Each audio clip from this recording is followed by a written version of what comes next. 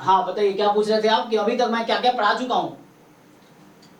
जी sir. देखो अभी हमारे एक्चुअली मैं एक बैच 00 चला रहा था, इसमें मैं एनसीईआरटी पढ़ाया हूँ क्लास 12th का, ठीक है, 11th 12th का जो आपको आता होगा, ठीक है। तो एक ये हमने स्टार्ट किया था 15 फेब को और वो अभी चला है 31 मार्च तक, ठीक है। तो इसमें अराउंड हमने मतलब 30-40 डेज में क्लास, इसमें क्लास 11 12 का हमने एक दिन में एक चैप्टर रिवाइज करा दिया। रिवाइज कैसे कराया, जस्ट एनसीईआरटी में यहाँ ओपन करता था, बताता था क्या क्या कॉन्सेप्ट है। तो ये आप खुद भी कर सकते हो, आपको आता ही होगा ज़्यादातर चीज़ें, लेकिन जस्ट एक बार चूंकि रिवीजन मुझे कराना था या आपको खुद करना था तो हमने क्लास में डिस्कस किए क्या क्या है। तो ये अभी हुआ है जिसका रिकॉर्डिंग अवेलेबल है, आप देख सकते हो, नहीं भी देखो जरूरत नहीं है क्योंकि यू जस्ट एक कोई बुक उठाओ 11 12 की, स्पेशली एनसीईआरटी उठा सकते हो। जस्ट आपको देखना है कि क्या क्या डेफिनेशंस हैं, क्योंकि देखो 11 12 के बहुत सारे सिलेबस जो जैम गेट में डायरेक्ट कॉमन है। एग्जांपल के लिए limit, continuity, differentiability, function, probability, 11 12 की जो प्रोबेबिलिटी है वो पूरा जैम गेट में भी है। तो 11 12 की प्रोबेबिलिटी हो गई आपके पास, उधर आ गया कैलकुलस तो पूरा है, इंटीग्रेशन, डिफरेंशिएशन, ये टॉपिक कॉमन है। तो ये सब 11 12 में भी है। तो पहले मैंने एनसीईआरटी कराया उसमें।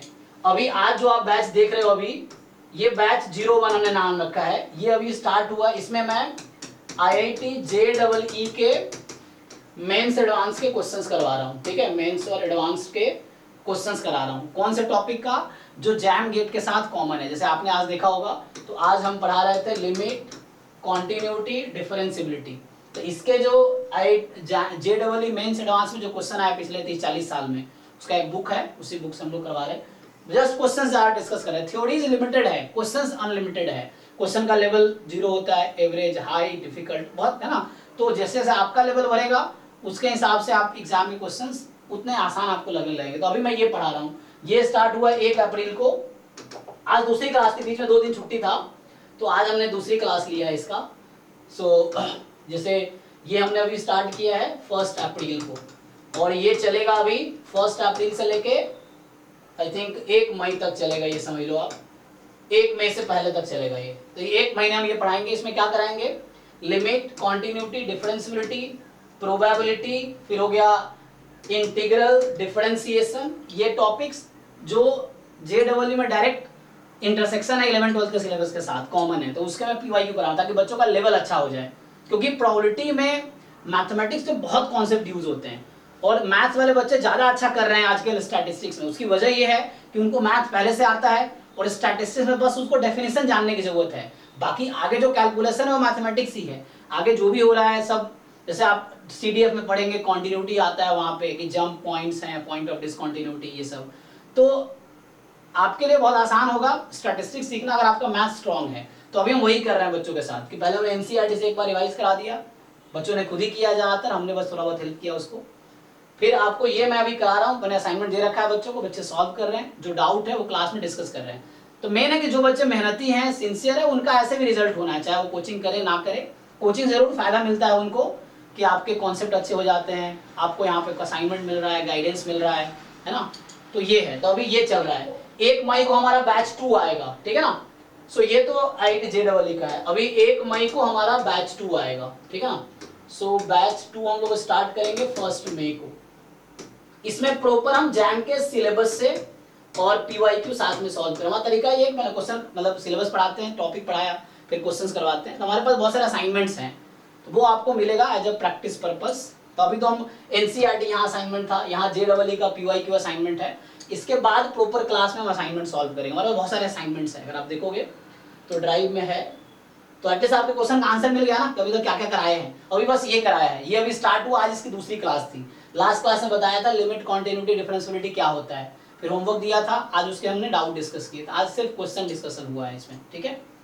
यस सर, और क्या कहते हैं, जैसे मुझे 5000 वाला वो ज्वाइन करना है सर कोर्स, तो उसमें लिखा हुआ है कि डाउट क्लासेस भी चलेंगी और लाइव क्लासेस भी चलेंगी और रात को मीन्स डाउट जो भी आपके होंगे। देखो वैसा कुछ हमारा अभी ये 3 बैच चल रहा है, अभी मैं ये पढ़ाता हूँ, ठीक है ना। तो ये डाउट क्लास है सबके लिए, डेली चलती है, ठीक है ना।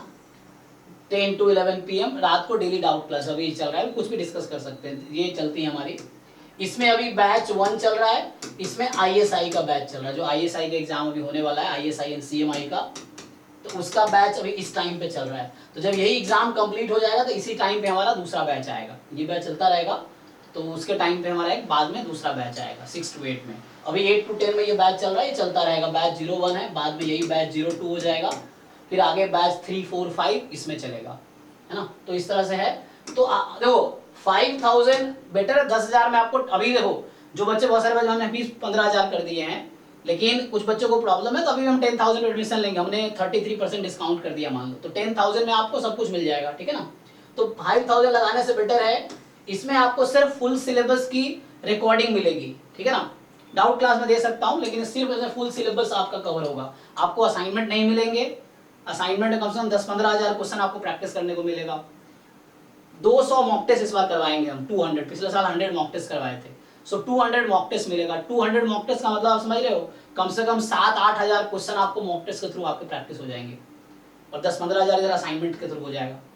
तो ये सब आपको नहीं मिलेगा, सिर्फ रिकॉर्डिंग मिलेगा क्लास का, सिलेबस का 5,000 में, ठीक है। 10,000 में आपको ये सब मिलेगा, full syllabus, live recorded lecture plus PYQ 2020 साल का PYQ कराएंगे हम आपको अभी 2024 के एग्जाम से स्टार्ट करके 2005 तक के, जैम 2005 में स्टार्ट हुआ था, ठीक है। पिछले 20 साल के PYQ कराएंगे, असाइनमेंट डिस्कशन होगा, मॉक टेस्ट होगा, तो ये चलेगा, syllabus, PYQ, assignment, mock test, doubt class, ये 5 चीजें हम करवाते हैं। तो ईच इंडिविजुअली 5,000 फीस है सबका, ऐसे देखोगे तो 25,000 फीस है एक्चुअली, इंडिविजुअली सबकी 5,000 फीस है, लेकिन टोटल हमने 10,000 ही रखा हुआ है।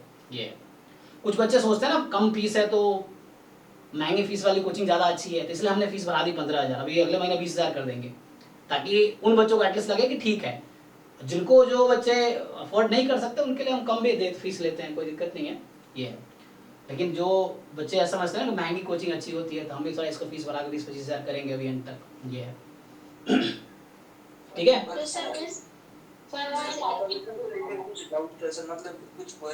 किसके लेके? पूछो। हाँ, अभी उनका डाउट खत्म हो गया, क्या पूछ रहे थे? मेरा अभी डाउट खत्म नहीं हुआ है। हाँ, वो एक मिनट, ये जो अनुष्का पूछ रही है उसको पूछने दो, सयानी आपके डाउट कल होगा, कल 10 से 11 ज्वाइन करना, या फिर 8 to 10, ठीक है ना। 8 to 10 में वही कंटिन्यू करेंगे हम, JEE वाले, ठीक है।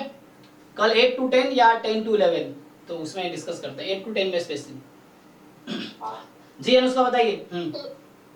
सर मिस मेरा ये पूछना था कि अभी जैसे 1 अप्रैल से मैं सर ज्वाइन हो जाऊंगी कल से बैच में, तो जैसे मैं अगर एक महीना में मिस ये क्लासेस अटेंड करूँ फिर 5,000 जमा कर दूँ, तो ऐसा नहीं चल सकता? हाँ बिल्कुल चल सकता है, चलेगा, आप थोड़े करके भी दे सकते हैं, कोई दिक्कत नहीं। Yes sir.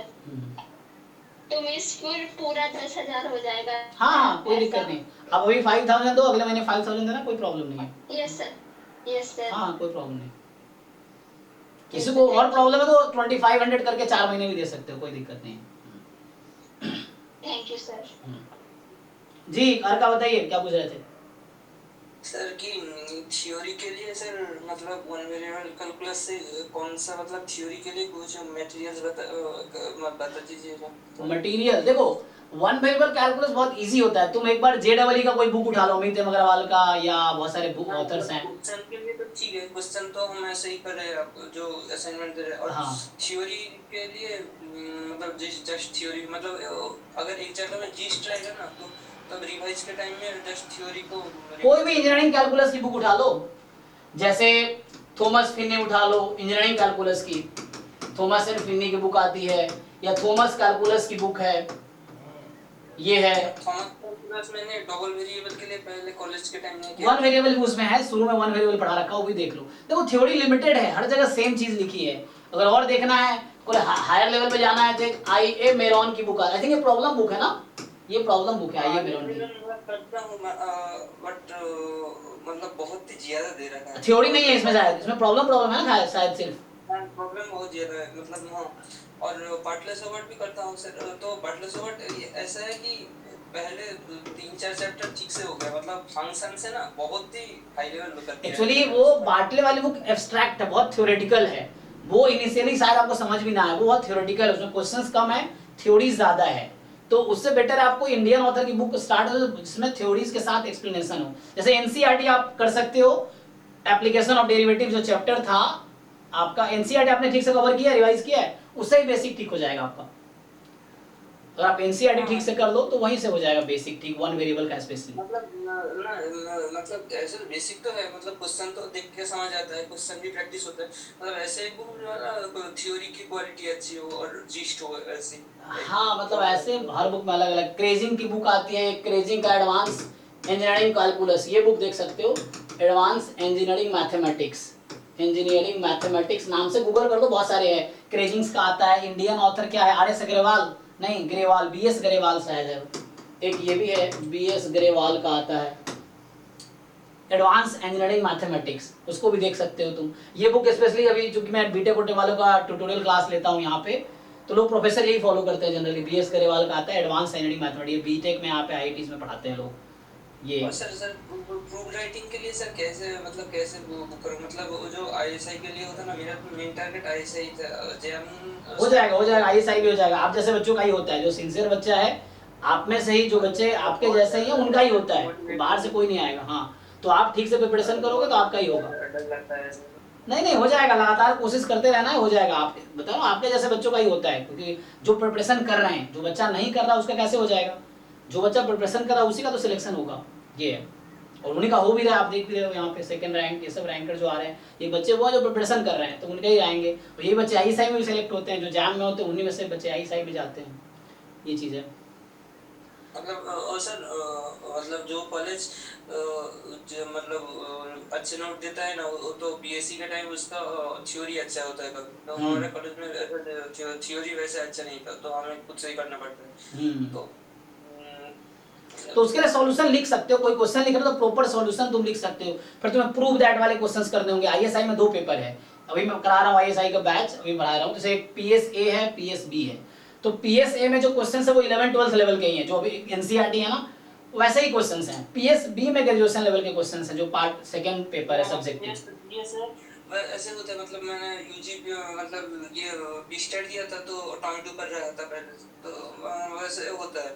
हाँ। और जो आप होता है ना, मतलब पीएसबी वाला प्रूफ राइटिंग, वहाँ पे दिक्कत है। तो आपको लिखना पड़ेगा प्रूफ, जैसे कोई क्वेश्चन पढ़ो जहाँ प्रूफ दैट वाले क्वेश्चंस हैं, तो देखो अभी आपके पास टाइम रहेगा, अभी फरवरी में एग्जाम हो जाता है जैम का, ठीक है ना, और मई में एग्जाम, इस बार 19 मई को आई थिंक एग्जाम है आईएसआई का, तो फरवरी मार्च अप्रैल मई कितने 3-4 महीने आपके पास रहते हैं, तो उस 3-4 महीने में सब्जेक्टिव पे वर्क करो। अभी आप जैम के एग्जाम तक ऑब्जेक्टिव पे वर्क करो, ऑब्जेक्टिव ठीक कर लो, और आगे जैम के बाद जो 3-4 महीने का टाइम है आपके आईएसआई एग्जाम तक, उसमें खूब सब्जेक्टिव सॉल्व करो, प्रूफ दैट वाले क्वेश्चन जितने बुक में रहते हैं, या जो एंट्रेंस में डिफरेंट एंट्रेंस में आए हैं आईएसआई के पास्ट पेपर्स हैं, या बाकी जो अच्छे अच्छे बुक्स के, या कैसेला बर्गर हो गई, या बर्जर वाली बुक है जो, या वीके रवैदगी का है, या और भी जो हाई लेवल की बुक है जैसे लेमान वाली बुक्स हैं, बहुत हाई स्टैंडर्ड बुक्स हैं जो इसका लेवल बहुत हाई है, तो उन बुक्स के आप सब्जेक्टिव क्वेश्चंस को कर सकते हो सॉल्व, एक्सरसाइज क्वेश्चंस को प्रॉपर सॉल्यूशन लिख सकते हो आप। तो वो आई थिंक तब करना, अभी आप मेनली फोकस करो प्रॉब्लम सॉल्विंग पे, कम टाइम पे ट्रिक यूज करके ऑब्जेक्टिव क्वेश्चन सॉल्व करना। जैम में अच्छा रैंक सिक्योर करो, फिर 3-4 महीने में आईएसआई निकल जाएगा, ये है। Okay sir. ठीक है जी, तो और किसी क्वेरी रह गया कुछ? Thank you sir. जी थैंक यू। चलिए ठीक है, फिर स्टॉप करते हैं यहीं पे, कल मिलते हैं, कल सेम शेड्यूल है। Thank you, good night.